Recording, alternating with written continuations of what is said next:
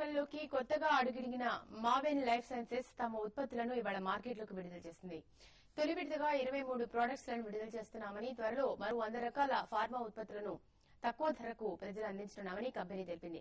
రానున్న రోజుల్లో రాష్ట్ర వ్యాప్తంగా 2000 ఫార్మా అవుట్లెట్లను ఏర్పాటు చేయనున్నామని కంపెనీ చైర్మన్ శ్రీధర్ తెలిపారు. వచ్చే 3 ఏళ్లలో 100 కోట్ల టర్నోవర్ ను లక్ష్యంగా పెట్టుకున్నామని, ప్రభుత్వం భూమిని కేటాయిస్తే ఫార్మాసిస్ ను ఏర్పాటు చేసి 3000 మందికి ఉపాధి కల్పిస్తామని శ్రీధర్ అన్నారు.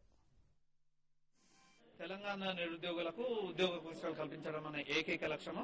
మరియు ఈ ప్రాంత ప్రజలకు, ముఖ్యంగా ఎవరైతే పేద ప్రజలు ఉన్నారో వాళ్లకు తక్కువ ధరలో నాణ్యమైన మందులను అందించాలనే దృఢమైన సంకల్పంతో ఇది స్టార్ట్ చేయడం జరిగింది.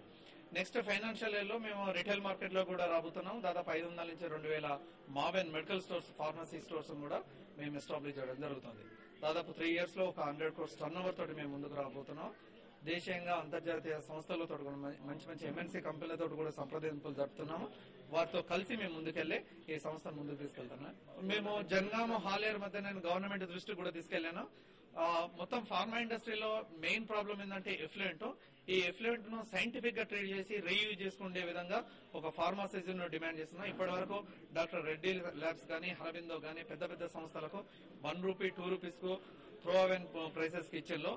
ఈ విధంగా మేము కష్టపడే వాళ్ళ కనుక మేము ఇచ్చినట్లయితే ప్రపంచమే అబ్బురపోయే విధంగా దాన్ని మేము చేసి నిరూపిస్తాము. ఎఫ్లూయెంట్ ను కూడా ట్రీట్మెంట్ చేసి దాన్ని రీయూజ్ చేసుకునే విధంగా జీరో డిశ్చార్జ్ ఒక వాటర్ డ్రాప్ కూడా బయటికి పోకుండా మేము ఆ విధంగా చేసి హైదరాబాద్ టెస్ట్ లో